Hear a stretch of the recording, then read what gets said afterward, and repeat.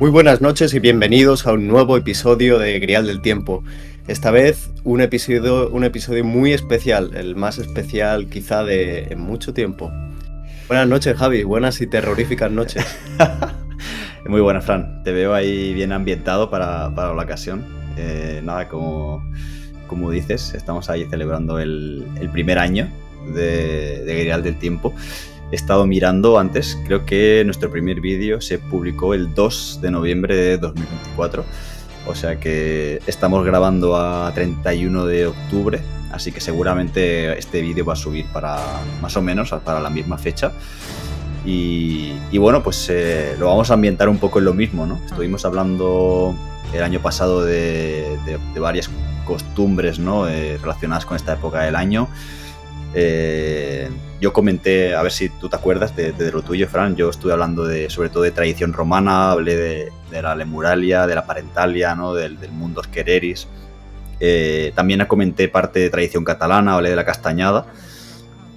No sé, Fran, ¿te acuerdas de lo que hablaste tú el año pasado? Sí, yo lo enfoqué más, ¿no?, en ese aspecto celta. Y bueno, toqué un poco también el Día de Muertos, pero sobre todo el mundo celta, ¿no? Con el Samaín, ¿no? Se llamaba así. Algo así, sí. Sí. Sí, exacto. Pues sí, muy, muy enfocado en eso. Que hoy traigo también cositas, quizá la evolución de eso, pero no quiero destapar. Pues Y Javi, exactamente. me ha hecho gracia también escuchar que hablaste, bueno, dejaste caer también que había coincidido con la publicación de las tesis de Lutero, o sea, justo este día del año en el que estamos grabando, pero en 1517, que si no me equivoco has tenido fiesta gracias a eso hoy tú allí en Alemania. Exacto. Ya lo sabéis, que somos aquí, bueno, soy un fan, ¿no?, de esa historia, de la historia de las religiones del cristianismo y de, bueno, pues de las peculiaridades de Lutero, ¿no? Y bueno, sí, la verdad que para según qué cosas pues soy crítico de él, para esta pues la verdad me alegra, ¿no? Me alegra, me ha traído algo bueno. Al cabo de 500 años le ha traído algo bueno a un español, ¿no? Que es un día festivo, así que Exacto, un vamos día a festivo. quedarnos con eso. Eso es. Y ya por último, antes de dejarte, ¿no?, que nos hables de lo que has traído, también no puedo dejar de remarcar, he visto, como te digo, ¿no? He estado viendo nuestro primer capítulo de todos y no puedo dejar de remarcar las mejoras que hay a nivel de audio y de vídeo, porque menuda barbaridad. O sea, cuando he visto el vídeo, ¿no?, la imagen, todo, he dicho, Dios santo, o sea, vaya pedazo de cambio.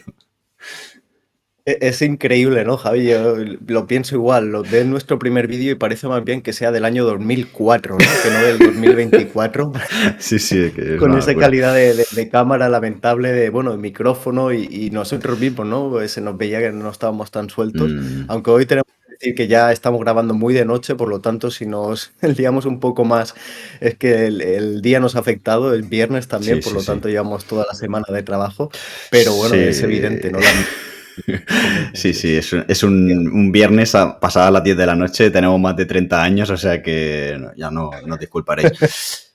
Así que nada, Fran, he dicho esto, ¿no? Un poco Totalmente. recordando ya lo que hicimos el año pasado. Si quieres comentamos, ¿no?, de lo que vamos a hablar hoy. La verdad que cada uno hoy ha elegido tirar un poco por su lado. Tú nos vas a hacer ahí una especie de, vamos a decir, bestiario, ¿no? Vas a hablarnos de algunos seres que entran muy bien para esta época del año, ¿no? Del Halloween, del Día de Todos los Santos, de la Noche de Difuntos, ¿no? Ya se vea por la parte de tradición anglosajona o por la tradición más católica, ¿no? Y yo os traigo algo más literario. Ya sabéis, creo que también lo comenté el año pasado, ¿no? Que una de mis lecturas favoritas en esta época del año era El Monte de las Ánimas, de Gustavo Adolfo Bécquer. También me gusta mucho Edgar Allan Poe, ¿no? Con sus relatos cortos de terror, así que yo voy a ir por un ámbito más literario, pero bueno, Fran, hoy te dejamos a ti en primer lugar, así que nada, a ver qué nos has traído, ¿no? Sí, sí, sí, vamos para allá. Para los que nos estéis escuchando solo en Spotify desde hace un tiempo, bueno, aquí detrás de mí hay un poco de decoración, tenemos una calabaza, un esqueleto por ahí colgado. Todo esto viene por la temática bueno, de tener una hija, ¿no? Y celebrar una fiesta de Halloween. Y de paso, pues lógicamente lo aprovechamos para vosotros. Así que nada, sí, como bien has comentado, yo me voy a centrar en tres mitos, ¿no? En tres leyendas terroríficas de miedo, vamos a decirlo así. Y bueno, yo creo que dos de ellas son bastante famosas. La tercera, que la dejo para el final, no lo es tanto, pero bueno, es un guiño a mi tierra o a la tierra de mi padre, ¿no? A un poco mis orígenes. Y es desde luego una historia pues bastante curiosa e interesante que a mí de pequeño pues la verdad me causó bastante terror. Y bueno, vamos a empezar con una de las míticas, ¿no? De una de las tradiciones míticas de la zona del norte, del noroeste de España, de esa tradición gallega, ¿no? Bueno, de las meigas, de las brujas. Todos sabemos lo que tiene Galicia detrás de sí, lo rica que es culturalmente en este sentido. Y yo quiero enfocarme hoy en la Santa Compaña. La Santa Compaña es bueno, una leyenda que tiene ya muchos, muchos siglos de historia, es una leyenda ampliamente conocida, sobre todo en esa zona del noroeste. Yo creo que también por el resto de España es conocida. Se han hecho canciones, como por ejemplo del grupo Mago de Oz, tiene una canción muy buena sobre la Santa Compaña, que te pone un poco en esa ambientación. Y bueno, la Santa Compaña, ¿no? ¿Qué es? ¿Qué es exactamente? Pues se dice que la Santa Compaña es una procesión de almas en pena, liderada, eso sí, por una persona que está viva, pero que no tiene conciencia de lo que está haciendo. Entonces, vamos a ponernos en situación, en ese mundo rural, sobre todo pues se da, ¿no? Se dice que se da mucho en el mundo rural, cercana a esos bosques, a esos castaños, hayedos, ¿no? Esos bosques húmedos de la Galicia profunda, en donde, bueno, pues sabemos cómo está la demografía ahí, con diferentes aldeas, pueblecitos pequeños, ¿no? Pues el monte, los bosques. Imaginaos si hoy en día reina la oscuridad en esta época del año, pues imaginaos hace cientos de años todavía más, ¿no? O incluso unas décadas atrás.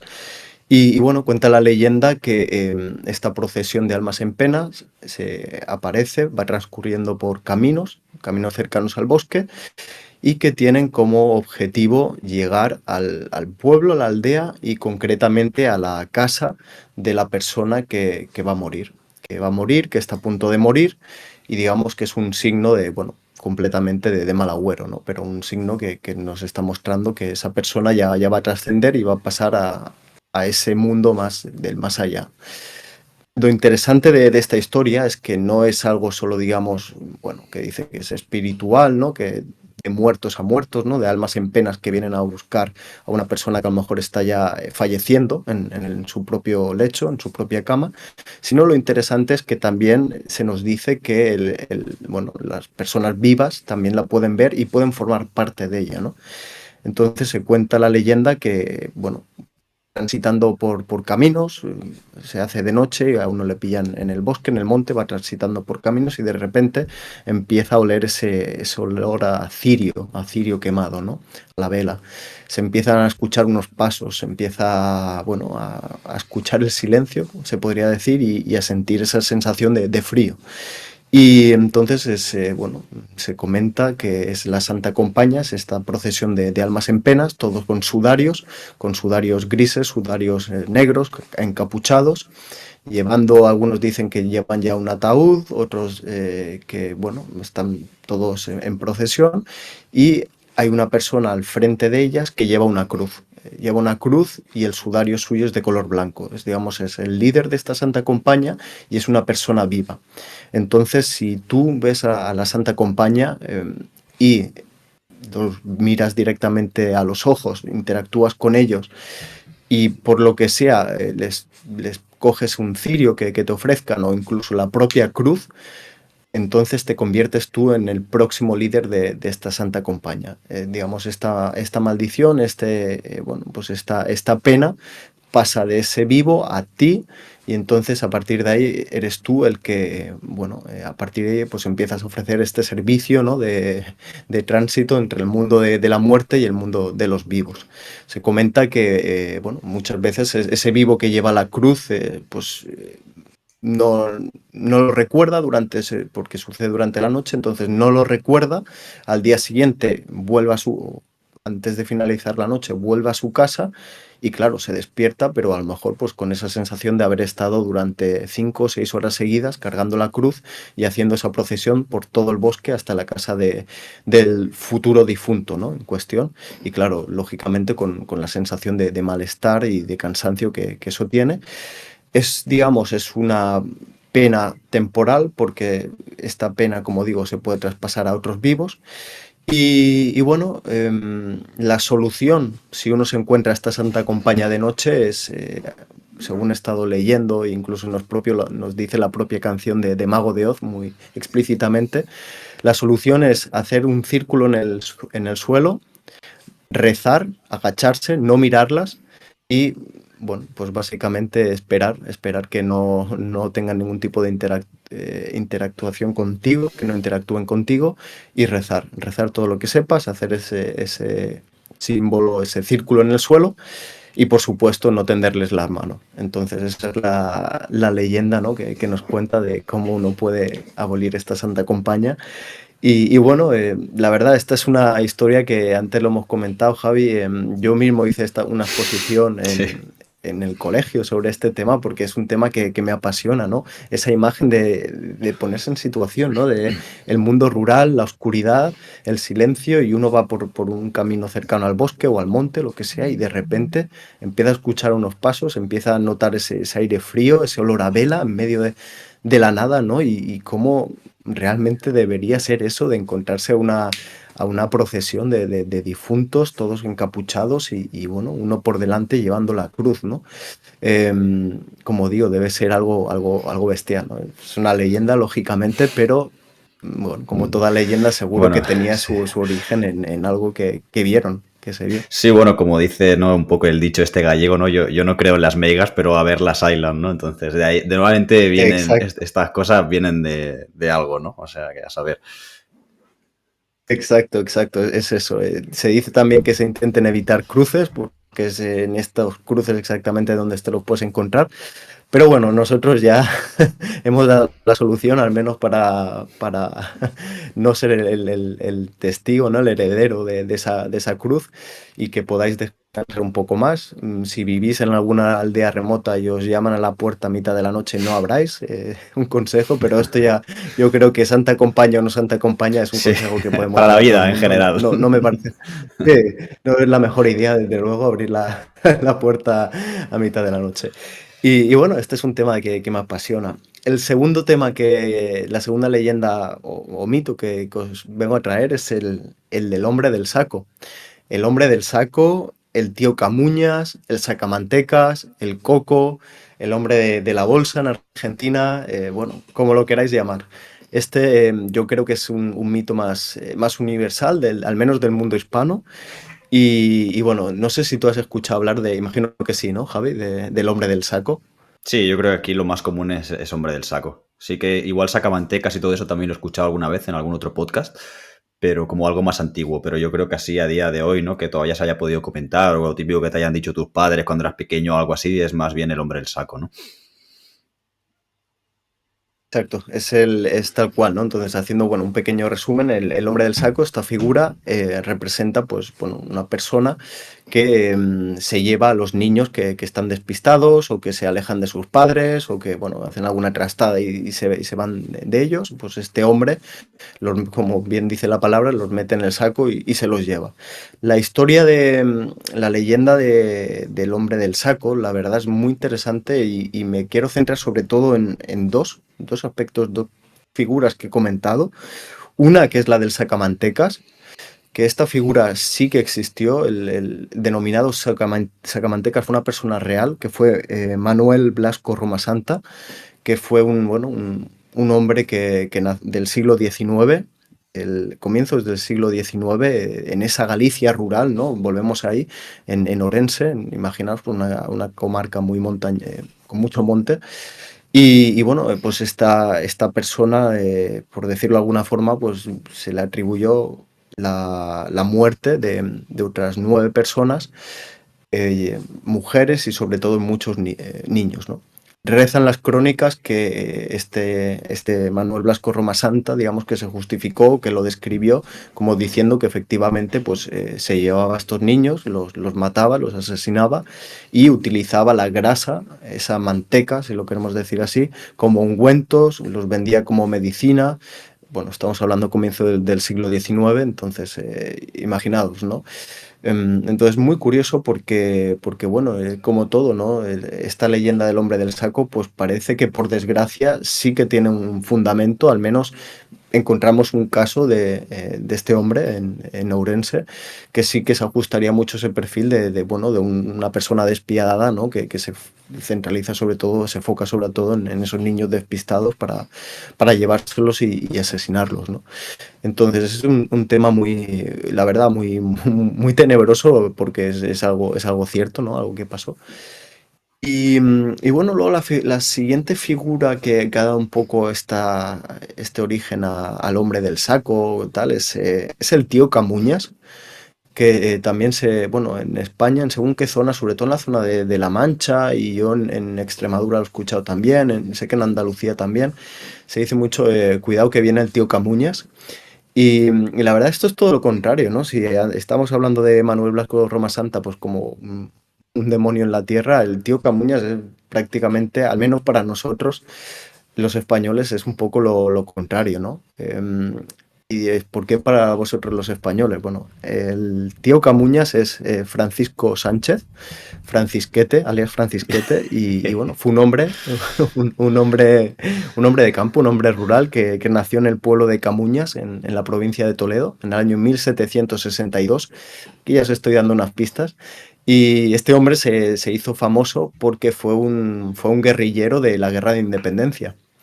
Fue un guerrillero que luchó contra la invasión de los franceses y entonces, como digo, es un hombre del mundo rural, no era ningún tipo de soldado ni nada especial. Bueno, Francisquete nos imaginamos que tampoco sería una persona de 2 metros, de 2 metros 10 con una fuerza sobrenatural, pues sería un hombre de la Mancha del siglo, de ese siglo XVIII, ¿no? Como os podéis imaginar.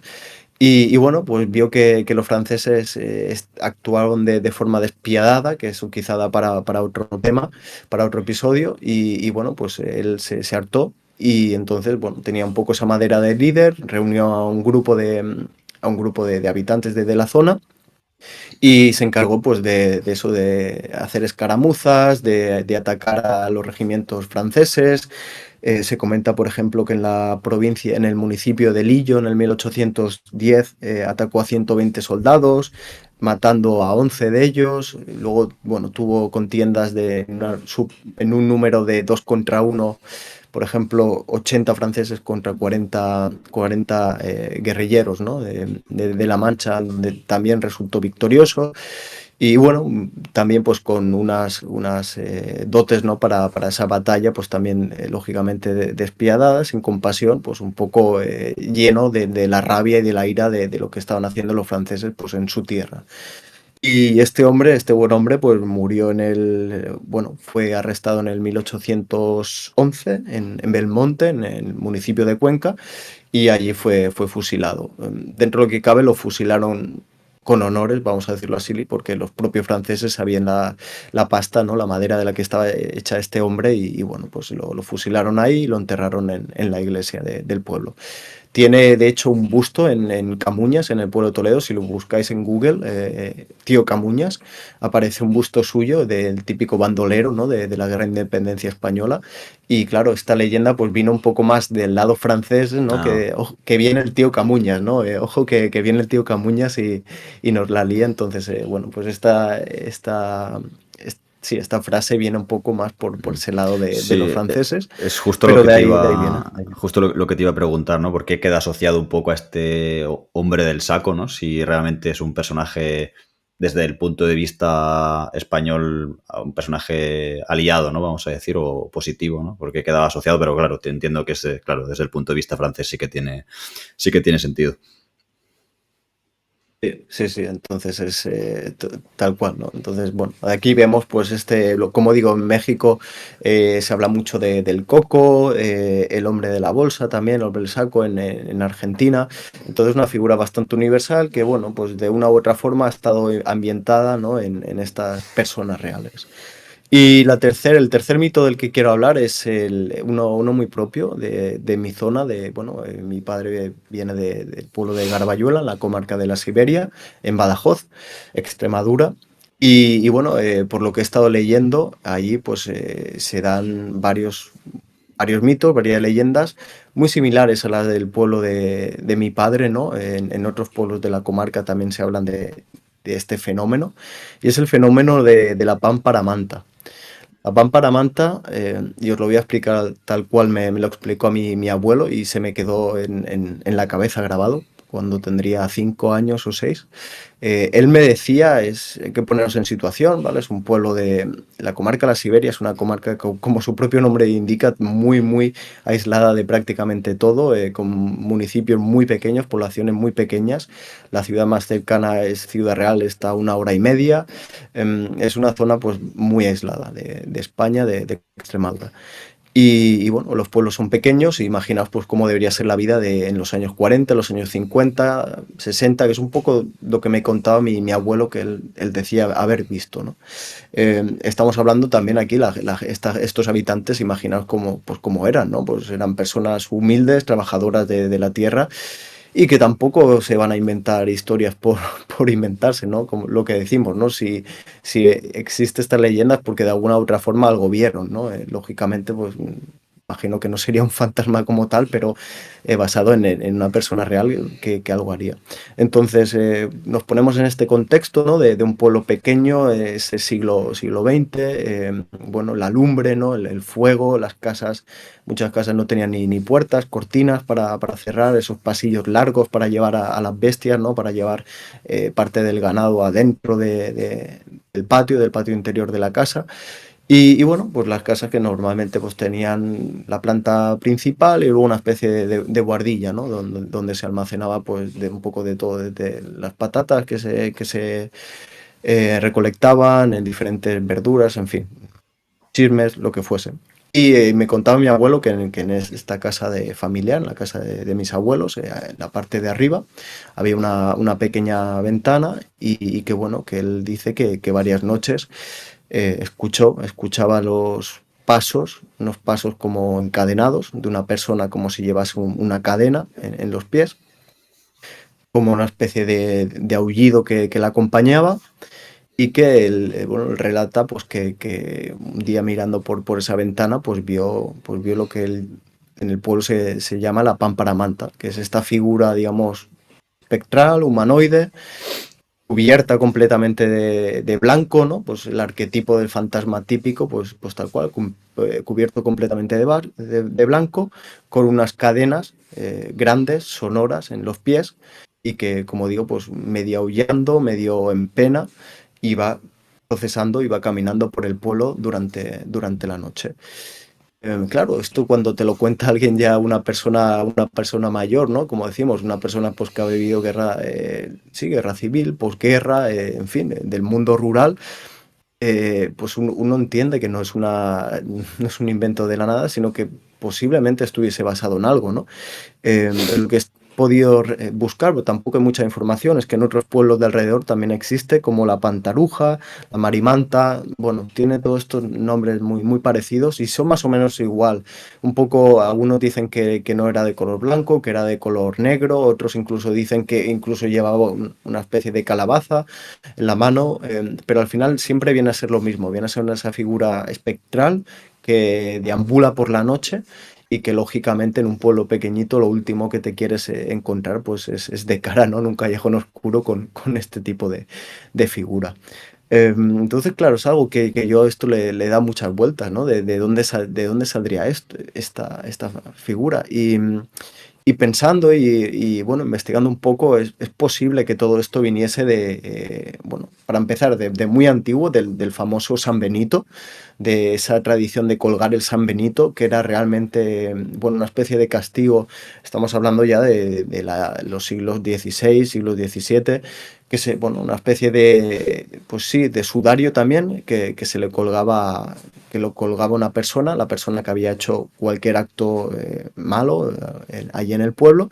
Y bueno, la iglesia lo castigaba de esta forma, pues llevando ese San Benito, llevando esa especie de sudario encima, eh, pues con lo que fuese, pues no sé si fuesen cadenas o fuese cualquier otra cosa, y eso lo llevaba por el pueblo como forma de, bueno, pues un poco pues demostrar, ¿no?, su culpabilidad. Luego todo esto evolucionó también en esa zona, hay mucha zona de peregrinación a la Virgen de Guadalupe, que es, bueno, es una virgen bastante importante que está relativamente cerca. Entonces, se lleva mucho también el tema de las mandás. Las mandás son, digamos, peticiones que uno hace, o digamos, pues sí, o como esas ofrendas, ¿no?, que se le hace a la Virgen. Entonces, uno puede pensar que esta figura de la pámpara manta, pues si buscamos un origen 100% real, pues podría ser una persona, o como digo, alguna especie de culpable que llevase esa especie de San Benito moderno que con el paso de los siglos fue mutando a esto, y ya no venía la iglesia detrás de ti, sino que a lo mejor tú mismo lo hacías como símbolo de arrepentimiento, ¿no? O puede que no hubiese, digamos, ninguna acción mala detrás, sino que simplemente tú querías ir a la Virgen bueno, a rezar, o a ofrecerte a hacer esa peregrinación, y lo hacías sí, con este sudario, con esta manta blanca encima, y bueno, cadenas o no, eso ya lo que uno pueda imaginar.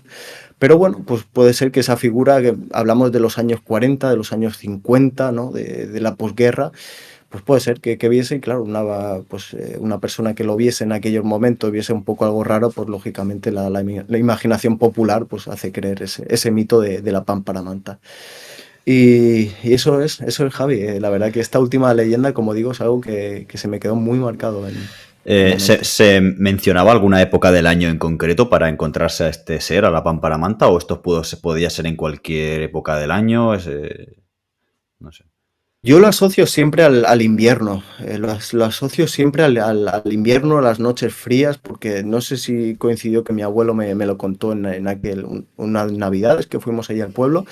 em, pero sí, también un poco por como él me lo describía, ¿no?, que estaban todas las casas cerradas, y entonces el pueblo completamente desértico, desierto, y aparecía esta figura, ¿no? Si es en verano, bueno, ya sabemos, y antes más, la vida en la calle se hacía mucho, ¿no? En estos pueblos del interior de España se hacía mucha vida de noche en las calles, bueno, a tomar el fresco, ¿no? A sentarse y a tomar el fresco y tal. Entonces, como había, digamos, la noche era más corta.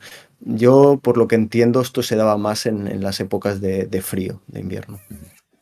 Te va a tocar hacer un poco de investigación e ir al pueblo en esta época del año, ¿no? Que te gusta mucho ir en verano, pero te va a tocar ir ahí un Me otoño, encantaría. un invierno, lo que sea. Me encantaría, porque sí, y con mucho gusto traería la documentación aquí.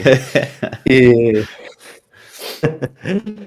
y bueno, esas son, Javi, es un poco los mitos que os he traído, y bueno, ahora cuéntanos tú un poco más esa parte literaria, ¿no?, terrorífica. Sí, sí, ha estado la verdad súper interesante. Ahora vamos a ir a cambiar de tercio completamente, la verdad. Nos vamos, como decía antes, un poco más a hablar de literatura.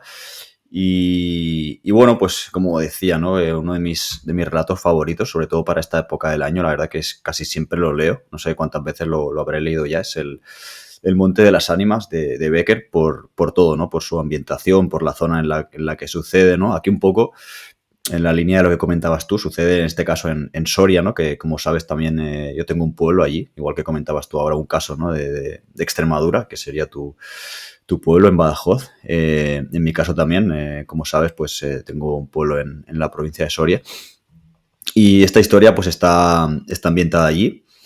Y entonces, bueno, quiero comentar un poco también, enlazarla un poco a nivel histórico, ¿no? Porque la verdad que el relato está súper bien ambientado en la Edad Media. y a pesar de que es en su mayor parte ficticio, pues hay cositas que sería interesante reseñar, ¿vale? Entonces, en primer lugar, ¿no? ¿Dónde sucede, ¿no? Esta historia? ¿Dónde está ambientada? La mayor parte de este relato sucede en el Monte de las Ánimas, como tal, ¿vale? Al igual que, como ya dice el título, ¿no? Y este monte existe realmente ahí en Soria, se puede visitar, está... La verdad que la ubicación es increíble, o sea, está a la salida de la ciudad, ¿no? Por unos extremos de la ciudad, cruzando un puente sobre el río Duero, ¿no? Que ya te deja como casi en las afueras, y te encuentras, ¿no? Con este monte que además tiene a sus pies un convento de la orden hospitalaria, ¿vale? No, veremos que en el relato, ¿no? En la leyenda se habla de una especie de templete, una especie de monasterio templario, de la orden templaria, ¿vale? Esto es ficticio, no existe tal templo, además en el relato se ubica digamos, como si fuese en la cima, ¿no? En la cima de este monte. Y en cambio, como digo, pues este templo hospitalario está más bien situado en lo que sería la falda del Monte de las Ánimas, pero bueno, seguramente pues sirvió de inspiración. Sí que es verdad que durante la época del romanticismo, ¿no? En el siglo XIX de Becker, pues los templarios son como el exponente, ¿no? De ese secretismo, de ese misterio, ¿no? Entonces seguramente por eso eligió a los templarios. Pero aún así, pues la ubicación real, como digo, pues es increíble, ¿no? Ahí a la falda del Monte de las Ánimas, con ese convento hospitalario que se puede visitar. Tiene un claustro con unos arcos, la verdad que vale la pena verlo. Y como digo, pues ahí al borde del Duero, seguramente pues visitarlo, ¿no? En un atardecer, un anochecer de esta época del año, pues sí que evoca ese aspecto misterioso, ¿no? Que un poco quiere traer Becker en la obra. Y qué más, ¿no? También un poco quería enlazarlo a nivel histórico con la edad, ¿no? O el año en el que sucede esta historia. No se menciona explícitamente en la leyenda, ¿no? Qué año sucede, pero es claramente pues la Edad Media, ¿no? De hecho, se menciona que la reconquista de toda esa zona, ¿no? De parte de los cristianos, ¿no? De manos de los musulmanes, pues había sucedido hacía no demasiado. O sea que seguramente pues, nos podemos ubicar en un finales del siglo XII, un siglo XIII, quizás incluso XIV, ¿no? O sea que ahí en la Edad Media. Y por último, un poco hablar de los protagonistas también, ¿no? Los dos protagonistas los principales de la historia son Alonso, que sería el heredero o el primogénito de la familia de los condes de Alcudiel, y Beatriz, que es a su vez la heredera de los condes de Borges, ¿vale? No son también, como la mayor parte de la historia, son familias o linajes ficticios, no que se sepa, no se han hallado en las fuentes estas familias, ¿vale? Pero bueno, son realmente pues familias que podrían haber existido perfectamente, ¿no? En el caso de Alonso y la familia de Alcudiel, pues es una familia claramente castellana, de hecho son ellos, ¿no? Los que están asentados ahí en Soria. Y bueno, el apellido Alcudiel pues podría ser perfectamente un apellido castellano. Y en el caso de Beatriz, la familia de Borges, se menciona que ella viene de un país extranjero, ¿vale? Y ha venido a Soria a curarse de su enfermedad, ¿no? Porque Soria, pues al igual que hoy en día, es un paraje pues con mucha naturaleza, con aire muy puro, ¿no? Y, y bueno, pues el apellido Borges podría cuadrar con quizás un apellido Borges o Borges, podría cuadrar con un apellido pues del Principado de Cataluña, de la zona de Francia, de Portugal, ¿no? Así que también encajaría, ¿no? A nivel histórico, a pesar de que, como digo, pues es ficticio. Y entrando ya un poco en la historia, ¿no? Una vez comentado la ambientación, la época, ¿no? En la que sucede, los protagonistas principales, básicamente, no la voy a explicar entera ni voy a intentar tampoco hacer spoiler, aunque se publicó hace más de un siglo, así que si alguien no se lo ha leído, pues ya va un poco tarde. Pero bueno, voy a intentar tampoco hacer spoiler. Básicamente, lo que Alonso le explica a Beatriz es lo que acaeció allí en el Monte de las Ánimas hacía un tiempo, ¿no? Y se produjo una batalla, parece ser una especie de carnicería, una matanza entre los nobles de la ciudad, los nobles castellanos y los templarios que habitaban, ¿no? En ese templo del Monte de las Ánimas. Y bueno, eso fue como digo, una completa masacre. Todos fueron enterrados, amigos y enemigos fueron enterrados todos en ese templete, y el rey castellano declaró la zona abandonada. Y entonces desde que acaeció aquella desgracia, pues el Monte de las Ánimas no se podía visitar en la noche de difuntos. porque bueno, a partir de las 12 se escuchaba el repicar de las campanas en el templo. Y bueno, se escuchaban toda clase de gritos. Al día siguiente se encontraban las huellas descarnadas de los esqueletos, ¿no? Que se levantaban de las tumbas. Cualquiera que se adentrase durante esa noche del año en el Monte de las Ánimas, pues no volvía nunca con vida, ¿no? Entonces es un poco la leyenda que Alonso le cuenta a Beatriz. Y Beatriz, pues bueno, se cree un poco, ¿no?, por encima de los castellanos, ¿no? Los toma un poco por supersticiosos, por atrasados, ¿no?, un poco a nivel cultural.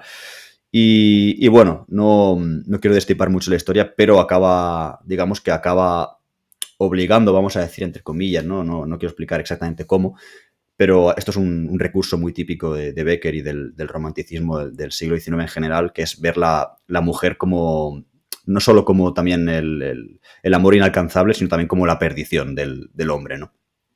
Y bueno, por lo que sea, Alonso acaba adentrándose esa noche de difuntos en el Monte de las Ánimas para demostrar, ¿no?, que es un caballero, que es valiente. Se ve obligado, ¿no? Se ve un poco entre la espada y la pared por esto que le dice Beatriz, y a partir de ahí pues ya se desarrolla toda la historia, ¿no? Entonces, nada, simplemente destacar eso, ¿no? Que la verdad que a partir de ese punto se utilizan toda una serie de elementos narrativos, ¿no? Que cómo vive Beatriz la noche esperando, ¿no?, a que Alonso vuelva, ¿no?, con el crujido de las maderas, la vibración de las vidrieras, ¿no?, por el viento, el ruido de las pisadas amortiguadas en la alfombra, ¿no? Toda una serie de recursos que la verdad que transmiten ese misterio, ese pánico, ¿no? Ese miedo a la oscuridad, ¿no? Y bueno, no cuento el final, pero bien, pues lo que es bien no acaba, precisamente. Y bueno, pues como digo, recomiendo mucho leerlo. Este recurso que nos has comentado de la mujer como símbolo de perdición lo vemos también muy claro en los ojos verdes, ¿no? La Sí, leyenda de los ojos sí, verdes sí, es es exactamente clarísima. eso. Sí, justo lo que lo quería comentar, Es, porque además es exactamente para mí serían las dos, o por lo menos de las que me he leído, serían las dos en las que justo es el máximo, para mí es el máximo exponente de eso, ¿no? En cómo una mujer, o en el caso de los ojos verdes, un ser femenino, ¿no?, que ni siquiera quizás se sabe si es una mujer o no, pero que acaba llegando en primer lugar es una especie de amor imposible, ¿no? Y finalmente pues es la completa perdición del protagonista, ¿no?, de la historia. Sí, sí, exacto. Entonces, nada, aparte de comentar un poco el relato en sí mismo, quería también entrar muy brevemente, ¿no?, en la vida de Gustavo Adolfo Bécquer, porque la verdad que no sé si es una casualidad o si es algo en general, ¿no? Pero parece que en muchos casos, ¿no?, como también sucede en el caso de Edgar Allan Poe, parece ser que son capaces de hacer estas historias, ¿no?, tan geniales, no solo por su talento natural, ¿no?, o por las increíbles ambientaciones que eligen, sino también porque ellos mismos han llevado pues unas vidas en muchos casos pues en cierto modo desgraciadas, ¿no?, y con un cúmulo de mala suerte y de ciertas desgracias que quizás influencian, ¿no?, estas historias. Entonces, yo creo que vale la pena también reseñar brevemente la vida de Gustavo Adolfo para que veamos un poco este caso, ¿no? Él nace en Sevilla en el 1836, hijo de una familia de artistas, ¿no? Su padre era pintor, su hermano también acabará siendo pintor, Valeriano Bécquer, es de hecho también un pintor relativamente conocido aquí en España. Y bueno, toman el apellido Bécquer a nivel artístico, sí, es como su nombre artístico, ¿no? Porque no es realmente su apellido, sí que es el apellido familiar, porque descienden de una familia de origen flamenco que se asentó en Sevilla, ¿vale? Pero bueno, digamos que ese apellido ya se perdió años atrás y ellos lo recuperan a nivel artístico, tanto el padre como los dos hermanos. Y bueno, ya vemos que desde el principio su vida pues se ve marcada por ciertas desgracias, ¿no? El padre murió en 1841 cuando Bécquer tenía solo 5 años, la madre en 1847 cuando contaba solo con 11 años él, ¿no? Aquí es cuando los lazos entre él y su hermano Valeriano se van estrechando, ¿no? A pesar de que tienen más hermanos, ellos vivirán juntos el resto de sus vidas. Incluso cuando Bécquer esté casado, ya no se van a separar nunca. Y bueno, también su vida está marcada por decepciones a nivel profesional, vamos a decir. En el año 1854 marchó a Madrid para triunfar en la literatura y bueno, pues aquí, como digo, se llevó también grandes decepciones. De hecho, será uno de estos artistas que será más famoso posteriormente a su muerte, ¿no? Que no durante la vida. Durante la vida sí que consiguió ganarse la vida un poco con la escritura, pero no acabó nunca de ser un autor famoso. Y bueno, también a los 21 años le aparece ya la tuberculosis, que en aquella época pues era una enfermedad muy, muy peligrosa. Y bueno, en el 1860 parece que llega una época feliz de su vida, ¿no? Porque se casa con su mujer Casta Esteban, que aquí es donde también empieza a vivir en Soria. Vive, porque esta mujer es de Noviercas, un pueblo que por cierto, yo he visitado. Y está interesante porque hacen bastantes referencias a Becker, están los poemas y algunas de sus frases en las paredes del pueblo. Está interesante visitar Noviercas. Eh, y bueno, por eso él conoce la zona, por eso puede ambientar también esta serie de relatos, ¿no? Como el del Monte de las Ánimas, porque él estuvo viviendo allí durante mucho tiempo. Y bueno, como digo, parecía que llegaba una época feliz de su vida, pero el matrimonio pues es muy turbulento, tiene problemas económicos, problemas familiares, ¿no? Con la familia de Casta, y finalmente parece ser que ella le es infiel hasta tal punto que durante la época se comentaba que el tercero de sus hijos no era de él, sino que era del amante de Casta, ¿no? Entonces, en este ámbito también parece ser que fue bastante desgraciado. Y ya en el 1870 muere su querido hermano Valeriano. Y bueno, aquí también esto es muy poético porque él mismo muere solo 3 meses después. El Valeriano murió en septiembre de 1870 y él murió en diciembre, con solo 34 años de edad. Así que, bueno, ya te puedes imaginar, ¿no? Qué clase de vida y que, bueno, en cierto modo, pues sí que pudo, ¿no? Influenciar su obra. Y como decía, pues aquí la verdad que Becker seguramente estaría agradecido a los que posteriormente a su muerte decidieron publicar el compendio de sus obras, que hasta entonces no se habían publicado nunca de manera conjunta, lo que hoy conocemos como las rimas y leyendas de Becker, ¿no? Y que sí que posteriormente a su muerte pues le hicieron ganar una gran fama hasta el punto pues que es uno de los exponentes, ¿no? Del romanticismo español. Entonces, bueno, como muchos otros casos, ¿no? El típico caso, por ejemplo, de Van Gogh, ¿no? A nivel artístico, ¿no? Que son gente pues que fueron mucho más famosos tras su muerte que no por desgracia durante su vida. Y Esto que comentas, sí, perdona aquí la sí, sí. incisión, porque justo estoy leyéndomelo, es lo que comentas, ¿no? De recopilar diferentes leyendas, ¿no? Y ponerlas juntas. Esto lo Ujú. vemos en el Silmarillion. Sí, En el sí. Silmarillion, para los fans de Tolkien, del Señor de los Anillos, y bueno, vemos cómo precisamente es eso, ¿no? El Silmarillion en sí no es un libro de Tolkien, padre, Sí, hecho tal cual, sino que es un compendio un de las compendio. diferentes obras, ¿no? Relatos que bueno, luego el hijo ya recopiló. Sí, Pero muy sí. interesante, Javi, la verdad. Sabía que murió joven y que no tenía no tuvo la mejor de las vidas, pero ni mucho menos sabía que fue justo con 34 años y tenía todo eso detrás. Mm. Que bueno, pues uno entiende, ¿no? De dónde puede sacar esa inspiración, porque con toda esa serie de desdichas y desgracias tenía material suficiente para rellenar Sí, sí, libros y sí. libros. Y nada, quería también hacer nada, entrar muy brevemente, ¿no? Sobre todo por hacer un poco el paralelismo, porque también encuentro muchos paralelismos a pesar de que no se conocieron, ¿no? En vida, con Edgar Allan Poe. Sí que es verdad que coincidieron o sea, quiero decir, o sea, no se conocieron, pero sí que compartieron ciertos años de vida, ¿no? Edgar Allan Poe vivió del 1809 hasta el 1849, ¿no? Y como digo, pues Gustavo Adolfo nació en el 36 y vivió hasta el 70, por lo que sí que durante un breve periodo de tiempo estuvieron los dos vivos, ¿no? Pero bueno, no llegaron jamás a conocerse. Uno es de Estados Unidos, ¿no? Edgar Allan Poe, y el otro es español, así que... Pero bueno, de esa coincidencia, ¿no? También en años.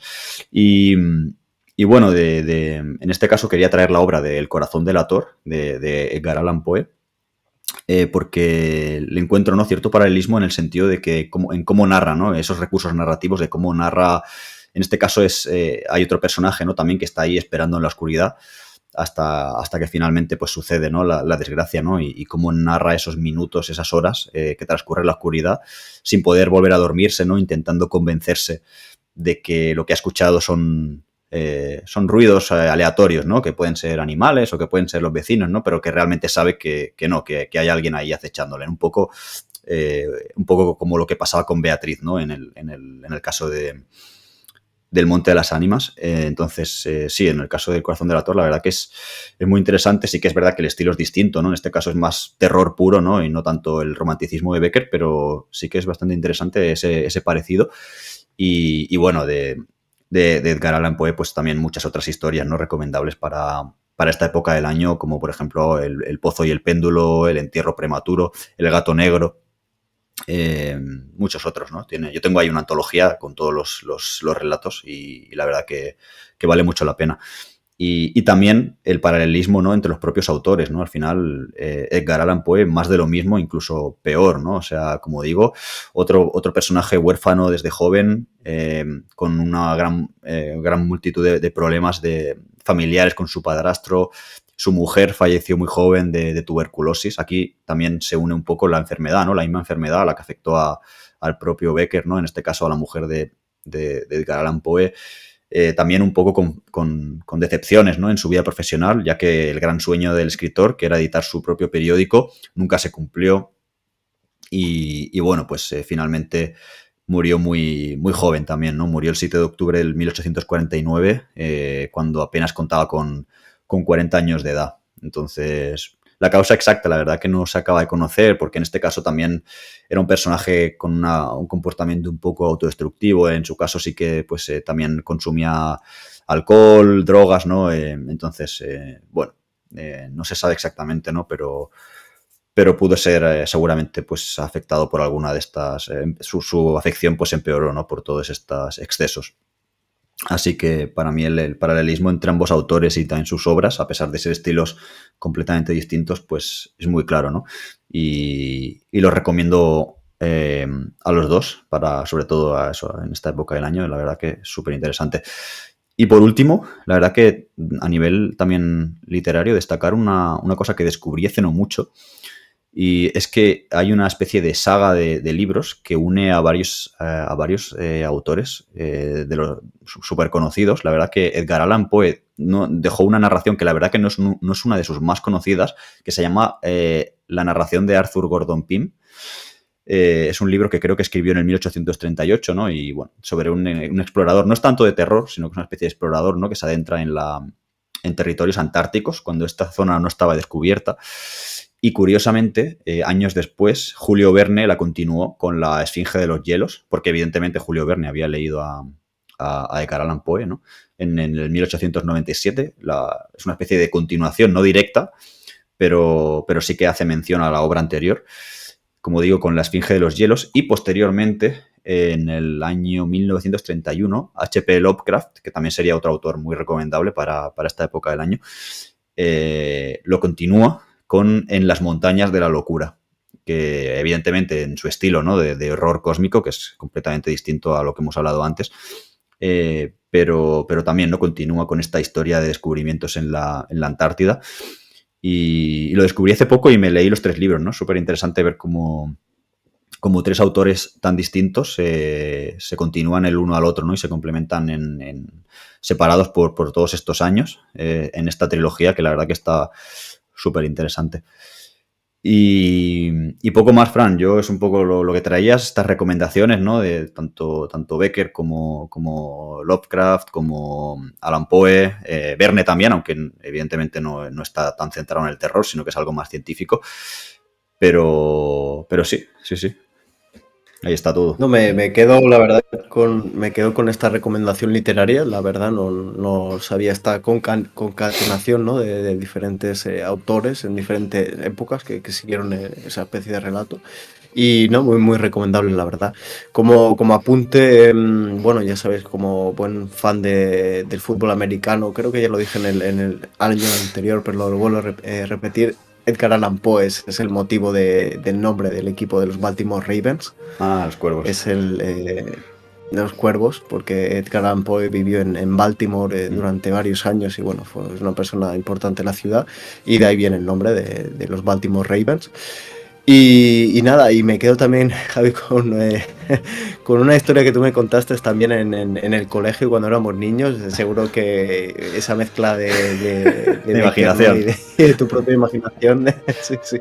Recuerdo que me contaste que una vez, un verano ahí en tu pueblo, te fuiste por un amigo de ruta con las bicis y fuisteis a un monte y en el monte había un castillo y era un antiguo castillo templario y os asomasteis por una de las ventanas derruidas de ese castillo en ruina, donde solo quedaban las piedras, y visteis a esqueletos danzando y portando una espada. Y estaban danzando y portando esa espada y bueno, sí, y que salisteis corriendo de ahí, pues lógicamente asustados y, y No sé en aquel si. momento... No sé si en aquella época me habría leído el Monte de las Ánimas o simplemente me lo inventé todo así directamente. La verdad que no te sabría decir. La verdad que bueno, sí, no, yo creo que era una época de a ver quién la suelta más grande, ¿no? A ver quién, Pues es bastante a ver quién probable. ha visto más. Bastante probable. Pero esa es muy buena. Y tampoco me parece tan descabellado, si no te lo habías leído de ahí, y también viene un poco por el Contes del Grial, ¿no? Los cuentos del Grial, que también, si no me equivoco, también se menciona eso de la danza de esqueletos y tal. Entonces, bueno, es como una figura, digamos, literaria que está ahí dentro de la antropología, ya vemos, no Podría ser. humanas, de niños a adultos, ¿no? Pero bueno. Me quedo con eso y nada, por mi parte eso es todo. Han mencionado algunos datos, yo me quedo también, muchas gracias a los 85 suscriptores que tenemos a día de hoy, con nuestro deseo bueno, pues de seguir creciendo y pasárnoslo bien, si 100 perfecto. Pero bueno, muy, muy felices, como tú bien dices, empezamos hace un año, ¿no? Con una calidad pues paupérrima, pero con la ilusión. Seguimos así, nos gustaría grabar mucho más, pero pues tenemos los compromisos de la vida, del trabajo, de la familia, hija, amigos, bueno, Sí, todo, sí. deporte, ¿no? También que nos gusta hacer, en fin, entonces... Aún así intentamos siempre buscar tiempo y así seguimos. Por lo tanto, no, muchas gracias. Creo que son 30 y... Sí, aquí lo tengo, 36. Entre 20 shorts y ahora 17 vídeos, pues 37. Es decir, 37 contenidos que hemos publicado en cuestión de un año. La verdad que bastante bien, ¿no? Más, con diferencia más de uno al mes y de dos.